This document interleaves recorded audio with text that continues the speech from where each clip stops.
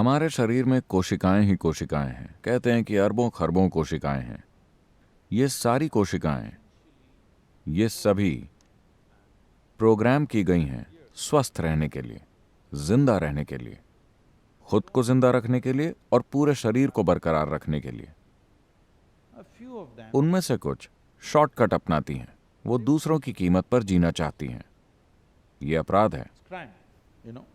मान लीजिए कोई जेब कतरा है, उसका धंधा क्या है? आपने पूरे महीने में जो कमाया है उसे वो एक ही दिन में हड़प लेना चाहता है, लेकिन वो भी समाज का हिस्सा है जब तक वो पकड़ाता नहीं। अब अगर देश के सारे जेब कतरे मिल गए और दिल्ली आ गए, तो अब हर किसी की जेब कट जाएगी, क्योंकि अभी ऑर्गेनाइज्ड है। तो अभी जिसे आप कैंसर कहते हैं वो बस यही है। हर किसी के शरीर में कैंसर की कोशिकाएं होती हैं। जब वो ऑर्गेनाइज्ड हो जाती हैं और एक जगह पर इकट्ठा हो जाती हैं, तो ये एक गंभीर समस्या बन जाती है, इस हद तक कि ये किसी की जान भी ले सकती है। तो इसका हल क्या है? बताने को कई चीजें हैं। सबसे पहले, अपराध वहीं पनपता है जहां सिस्टम में कोई व्यवस्था नहीं होती। समाज में अपराधी फलेंगे फूलेंगे अगर कानून व्यवस्था ठीक से लागू नहीं की गई।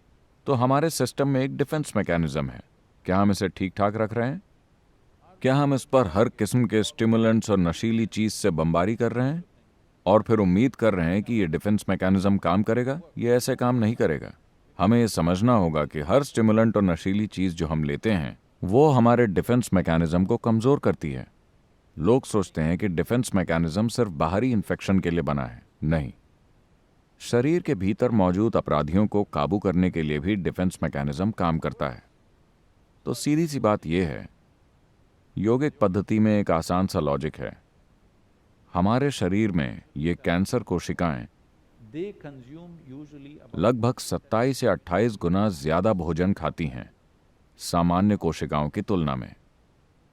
तो अगर आप भोजन के बीच के गैप को बढ़ा देते हैं, योगिक संस्कृति में एक भोजन से दूसरे भोजन के बीच के गैप को 8 से 12 घंटे होना सबसे अच्छा मानते हैं।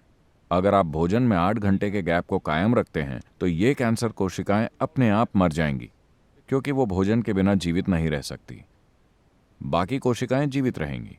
तो हमेशा हमने तय किया हुआ था, सुबह एक भोजन, शाम को एक भोजन, बीच में कुछ भी नहीं खाना है। और लोग हर महीने में कभी एक बार या 2 बार पूरे दिन भोजन न करने का नियम पालन करते रहे हैं। इसे काबू करने के ये आसान तरीके हैं। इसके अलावा कई दूसरी चीजें हैं। सबसे बढ़कर, अगर आपका मन और शरीर एक तरह से सहज और शांत हैं, तो ये जीवित नहीं रहेंगी। अगर आपका मन और शरीर किसी तरह के उथल पुथल में हैं, तब ये जीवित रहेंगी और साथ ही साथ फलेंगी फूलेंगी भी। अगर समाज उथल पुथल में रहता है तो ऑर्गेनाइज्ड क्राइम बढ़ जाते हैं। अगर समाज में व्यवस्था रहती है तो अपराध बहुत कम होते हैं। यही चीज हमारे शारीरिक सिस्टम के लिए भी सच है।